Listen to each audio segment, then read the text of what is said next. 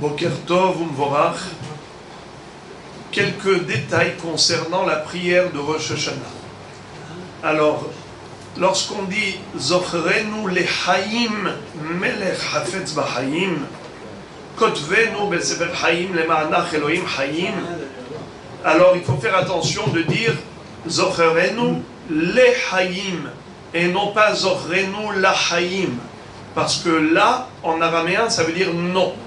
Comme si Hazve Shalom, eh bien, on ne veut pas la vie.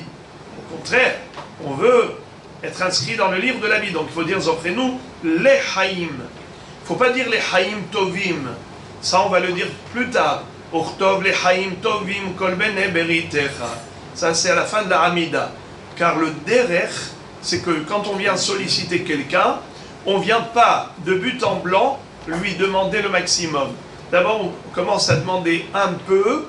Et petit à petit, on ose et on demande un peu plus et encore un peu plus. C'est pour ça qu'au début, on dit Zochrenu lechaim, et plus tard, on dit Kotvenu lechaim, Uchtov lechaim tovim. Encore un détail, Upren. Il y a combien de fois Ufren au début du passage?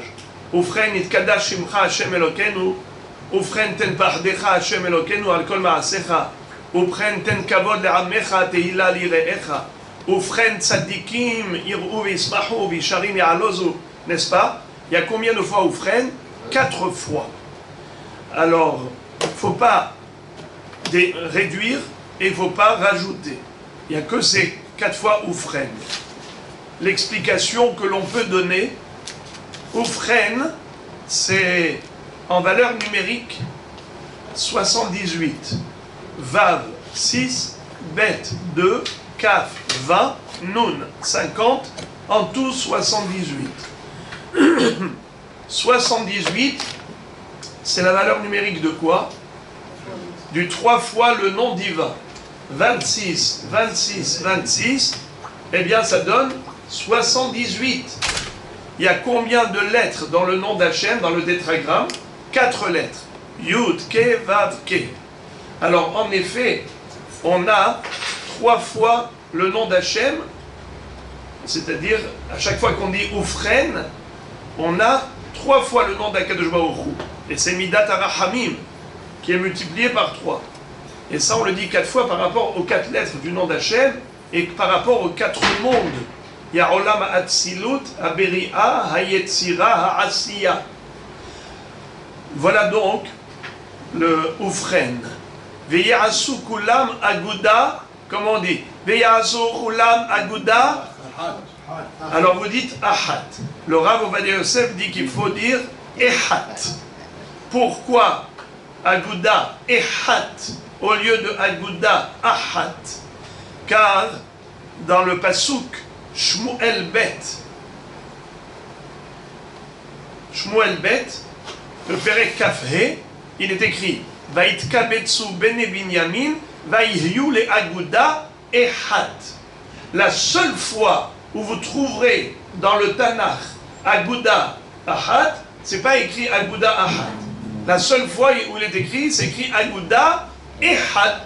Alors il faut se référer au pasuk. Mais si on s'est trompé, ce n'est pas grave. Même si on a dit Aguda Ahat comme c'est écrit dans les Sidurim, il n'y a aucun problème. Mais lui il dit que il est préférable de dire Ehat comme dans le pasuk. She'adanu Hashem Lokenu she'ashilton lefanecha. Eh bien, She'adanu Hashem Lokenu she'ashilton lefanecha. Il y en a qui rajoutent Kemo she'yadanu. Ce n'est pas bien. Car en réalité, quand vous regardez ce passage, il y a exactement 42 mots qui correspondent au nom d'Akadosh Baruch Hu de 42 lettres. Si tu rajoutes le mot Kemo sheyadanu, alors ça fait 43 mots. Eh bien, ça ne correspond pas du tout au nom divin. Il ne faut pas rajouter de sa tête des choses. Donc, sheyadanu Hashem Elokenu she'ashilton lefanecha. On dit she'ashilton et non pas she'asholtan. Il y en a qui disent she'asholtan, c'est aussi valable, mais la meilleure version, c'est she'ashilton. Je vais terminer avec un dernier détail de la Hamida, on dit à Rosh Hashanah, Vatiten lanu Hashem Elokenu be'ahava, et yom hazikaron hazeh, yom tov mikra kodesh hazeh, yom teruah be'ahava mikra kodesh, zecher l'Yetziat Mitzrayim. N'est-ce pas? Combien de fois on a dit le mot be'ahava, par amour? On l'a dit 2 fois.